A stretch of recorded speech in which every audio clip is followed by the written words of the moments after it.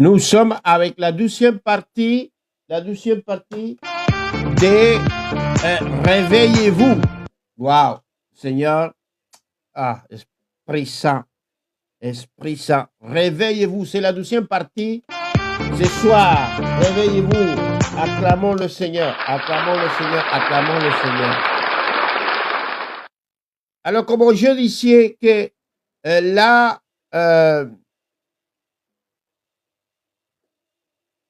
la fatigue, la peur, la distraction,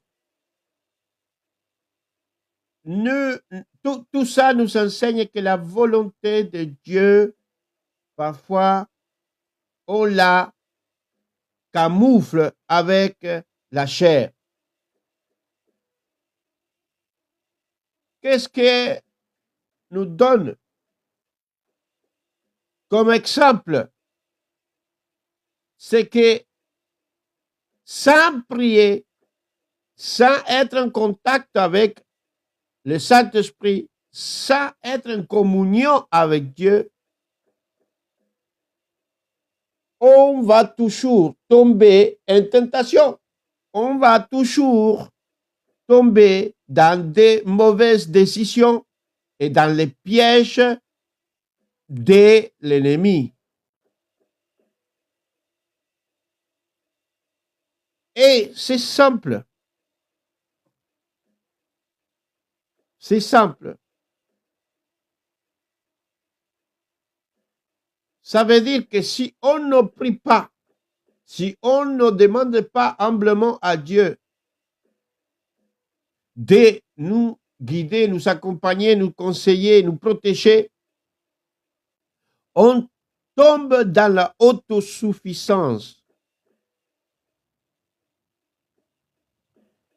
On tombe toujours dans le je peux, je le fais, je le réussis, je le ferai. Oh, je n'ai pas besoin.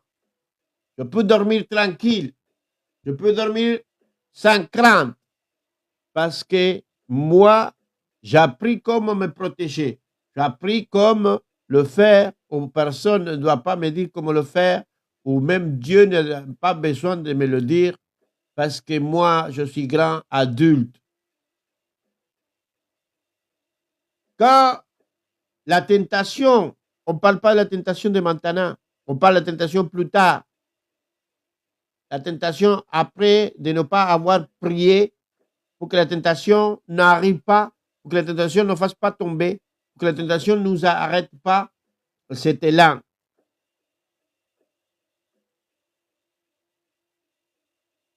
Il dit que même une heure, ils ne sont pas pu. L'ennemi jamais va nous demander de renoncer notre foi. Il nous simplement nous dit, on va prier après. L'ennemi, il vient, il nous dit, tu vas prier après. Tu as le temps. Tu ne vas pas, arrête de regarder des chansons, des louanges. Arrête d'écouter ça. Tu vas à prier après. Si tu es jeune, tu prieras après. Tu es vieux, tu prieras le moment qui reste. Oh, non, tu dois tout le temps être en communion avec Dieu. Ne laisse pas, comme les disciples, on va s'endormir et après on priera.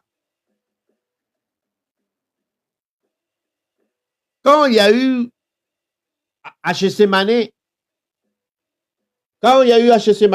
l'arrestation de Jésus, c'est que Jésus est venu à la rescue.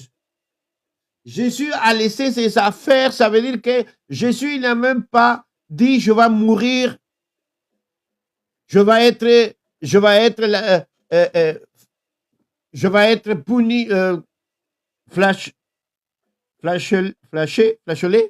je vais être fléchelé, ma peau va être arrachée. Il n'a pas regardé ça. Jésus-Christ, il a dit, je vais aller à la rescue des disciples qui sont en train de dormir. J'ai dit, je vais leur dire que le diable est en train de s'endormir. Jésus, il a laissé tous ses problèmes de côté parce qu'il a pleuré du sang, parce qu'il savait qu'il allait mourir, mais il a dit non, je ne vais pas laisser que le diable remplisse tous mes disciples des doutes, d'autosuffisance, de simplement le confort. Non, Jésus-Christ, il est sorti de là où il priait pour dire réveillez-vous. Réveillez-vous parce que j'ai besoin de vous. Réveillez-vous parce que j'ai besoin de votre soutien. Et Jésus, malgré tout, la croix, tout, il le restaure. Il le restaure à toi, à moi. Combien de fois il dit réveille-toi et tu dis Seigneur, je ne peux plus. Seigneur, je n'arrive pas. Seigneur, pourquoi moi? Et le Seigneur, quand tu viens en prière et il te dit réveille-toi, n'est pas encore fini. Réveille-toi. Ne tombe pas dans cette tentation. Ne tombe pas. Ne tombe pas dans cette tentation. Je te restaure. Je te restaure. Et là, on peut dire réveille-toi, toi qui dors. Toi qui dors, réveille-toi. Comme Judas est arrivé avec les lanternes. Il est arrivé avec les prêtres religieux et ce n'était pas le moment de dormir. Ce n'était pas le moment de s'endormir. Un petit chouïa, ils sont endormis. Ils étaient tous en train d'attendre. Jésus, il savait, mais eux, ils sont sortis de cette maison et un petit chouïa, simplement un petit peu, avant que vient Judas avec tous les religieux, ils sont endormis. Il dit, vous n'avez même pas resté 1 heure pour prier, 1 heure pour veiller, 1 heure pour ne pas tomber dans la tentation. Aujourd'hui, Jésus, il nous dit, ne t'endors pas. Ne t'endors pas.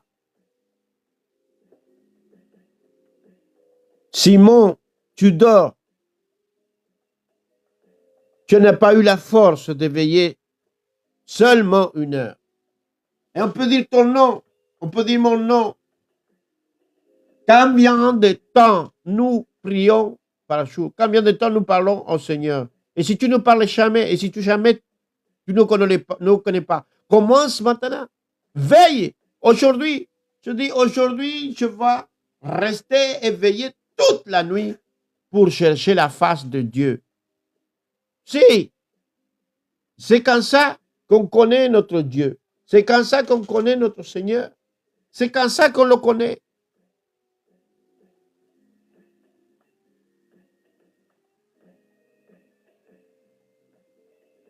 Le verset que aujourd'hui nous faisons en emphase, c'est en Marc chapitre 14, verset 38, et Matthieu chapitre 26, verset 41.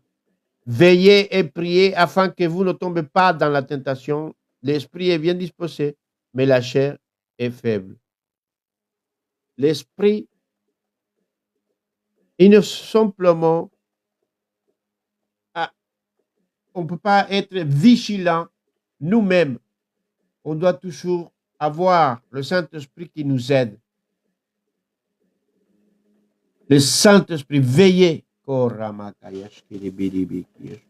Veillez, le Saint-Esprit, il vous dit, acclamons le Seigneur. Acclamons le Seigneur et un cri de joie au Seigneur. le Seigneur, il t'invite aujourd'hui. Tout le monde fait Pâques. Tout le monde fait Pâques. Mais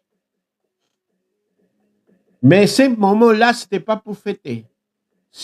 Après la fête, il y a eu la défaite, mais des disciples. Mais Jésus, il est venu à la rescue.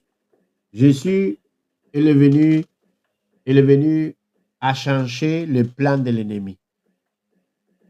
Je dis maintenant que si le Seigneur est en train de t'appeler aujourd'hui, tu dis, je ne vais pas dormir jusqu'à que tu trouves mon Créateur, que trouve mon Dieu, mon Père. C'est le jour, c'est la nuit. Aujourd'hui, mes frères et sœurs, mes bien-aimés, si vous avez besoin de prière, si vous avez besoin de prière maintenant, n'hésitez pas à demander. Si vous voulez en privé aussi, n'hésitez pas, Dieu fait des miracles. Aujourd'hui, encore fait des miracles. N'hésitez pas. Si à un sujet de prière, quoi que ce soit, moi je suis là pour prier pour vous. Et la unique chose que ça va coûter, c'est la foi. La foi. Vous avez la foi, vous avez la solution.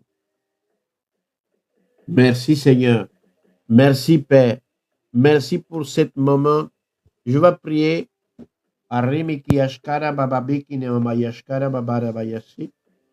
Seigneur Père, au nom de Jésus-Christ, je sais, Père, qu'en ce moment-là, Seigneur, il y a des gens qui ont besoin de toi, besoin d'éveiller, besoin d'entrer en contact avec toi cette nuit. Cette nuit ou cette journée, peu importe où tu te trouves, cherche ton Créateur. Il va à veiller lui-même pour que tu ne tombes pas dans la tentation de la faiblesse, la tentation de le désarroi, ni le découragement. Oh, Rababi Kiyashkarababayasiri. Moi, qui vous parle, visionnaire de Yad 5e et aussi membre de la tribu de Juda, l'église se trouve en Argenteuil, 23 rue Gabriel Péry. C'est une église franco-brésilienne. Bientôt, on va voir notre 12e année et je sais qu'on va aller pour plus des années des ministères.